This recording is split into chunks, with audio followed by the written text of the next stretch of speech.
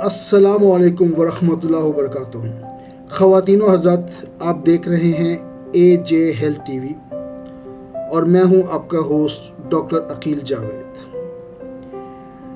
तो ख़वातीन व हज़रात, आपको मेरे चैनल में खुश आमदीद। आज हम बात करेंगे एक आम मगर नज़रअंदाज किए जाने वाले फैक्टर की, और वो अमल है कि खाने के फ़ौरन बाद नहाने के बारे में क्या होना चाहिए। क्या ये अमल नुकसानदेह है? इससे क्या पेचीदगियाँ, ये कॉम्प्लिकेशंस पैदा हो सकती हैं? और अगर ये नुकसानदेह है तो कोई कॉम्प्लिकेशन हो जाए तो होम्योपैथी इसमें क्या किरदार अदा करती है और पेशेंट को हम किस तरह ट्रीट कर सकते हैं। और ओबियसली एंड पे हम आपको वो होम्योपैथिक नुस्खे भी बताएंगे जिससे अगर खुदा न खास्ता ऐसी कोई कॉम्प्लिकेशन हो जाए तो वो मेडिसिन दे के आप अपने पेशेंट को या अपने आप को क्योर कर सकते हैं। अक्सर लोग गर्मी या टाइम की कमी की वजह से खाने के फ़ौरन बाद नहा लेते हैं या दफ्तर जाने से पहले नाश्ता करके शावर ले लेते हैं। ज़ाहिर है टाइम कम है, बॉस नाराज़ होगा, तो ये एक रोज़मर्रा की रूटीन है और ये रूटीन तो लगती है, मगर मेडिकल साइंस के मुताबिक ये अमल जिस्म के लिए कई मसाइल पैदा कर सकता है। ज़ाहिर है कुदरत ने एक निज़ाम रखा हुआ है और इस निज़ाम को जब हम डिस्टर्ब करते हैं तो प्रॉब्लम आएगी। चलिए आगे चल के देखते हैं कि ऐसा क्यों होता है और इससे बचना क्यों ज़रूरी है, और अगर हम इस अमल को करते रहेंगे तो क्या कॉम्प्लिकेशंस होंगी, और अगर ये अमल हम नहीं करेंगे यानी कि खाने के फ़ौरन बाद नहीं नहाएंगे या बात नहीं लेंगे तो हमारे जिस्म को क्या फ़ायदा हो सकता है। तो जब आप खाना खाते हैं तो जिस्म का खून बड़ी मिक़दार में मैदे की तरफ फ्लो करता है या जाता है ताकि खुराक को हज़म कर सके और उसमें माउन साबित हो सके बेसिकली।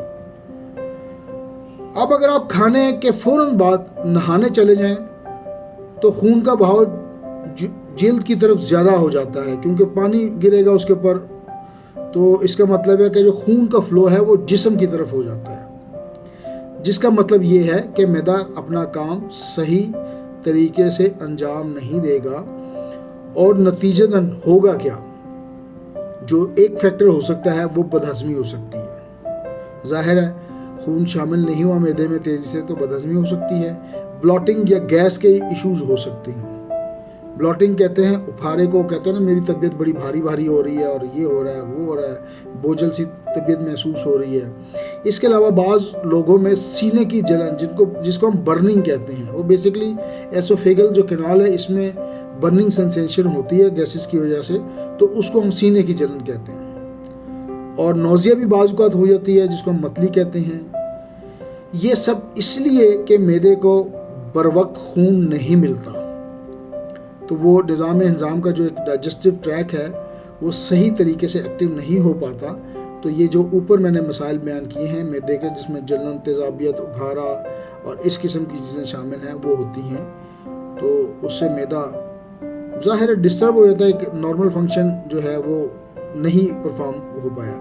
अब सवाल ये है कि कितने अरसे बाद या कितने घंटे बाद या कितने मिनट बाद हमें नहाना चाहिए खाने के बाद। तो मेडिकल साइंस की रिकमेंडेशन है ये 30 से 45 मिनट का वक्फा होना चाहिए कम से कम।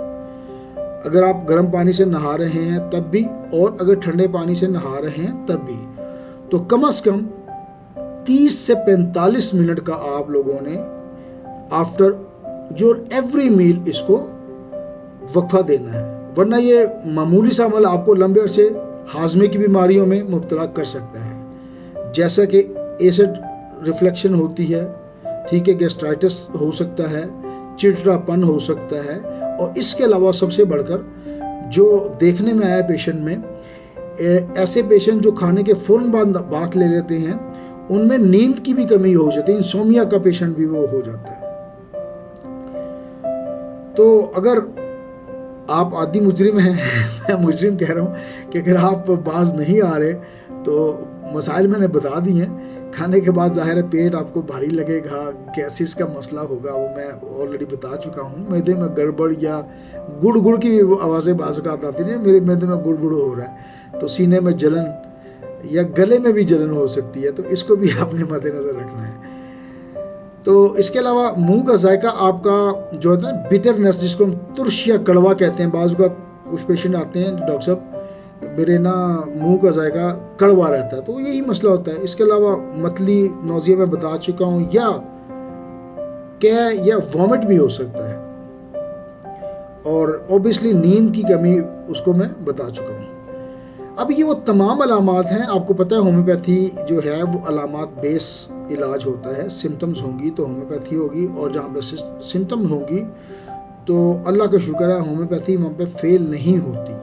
होम्योपैथी फेल नहीं होती, एक्चुअली डॉक्टर फेल होता है, उसकी काबिलियत शायद उसको हम क्वेश्चन मार्क कर सकते हैं, या वो पेशेंट से सिम्टम नहीं ले पाता, तो ये एक इशू हो सकता है। अदरवाइज होम्योपैथी 100% काम करती है ऐसे वायरस में। तो होम्योपैथी में समझते हैं कि इसके क्या इलाज हो सकते हैं। एक तो सबसे पहले इसका ना साइड इफेक्ट कोई नहीं, होम्योपैथी बहुत महफूज इलाज है। तो सबसे बड़ी मेडिसिन हमारी नक्स वामिका है, 200 में मैं रिकमेंड करता हूँ। ये रात को सोने से पहले 5 कतरे ले लें, इंशाल्लाह ताला मैदे की जलन और इवन अगर कॉन्स्टिपेशन भी हो तो इंशाल्लाह ताला बेहतरी आएगी। अगली मेडिसिन कार्बोवेज है, उसकी पोटेंसी 30 होगी, बड़ी अच्छी मेडिसिन है। इसको सुबह दोपहर शाम 3 दफ़ा लिया जा सकता है, 5 से 7 कतरे और ले लें। ये गैस और पेट के वायरस में उपारा के लिए बहुत अच्छी मेडिसिन है, भारी पंजाब महसूस हो इसको इस्तेमाल करें। लाइकोपोडियम 200 रिकमेंड करता हूँ पोटेंसी इसकी, और इसमें भी पेट फूलने का सबसे बड़ा मसला नजर आता है, तो ये शाम को एक खुराक आपको लेनी चाहिए। इसके अलावा एक बहुत अच्छी मेडिसिन है जिसको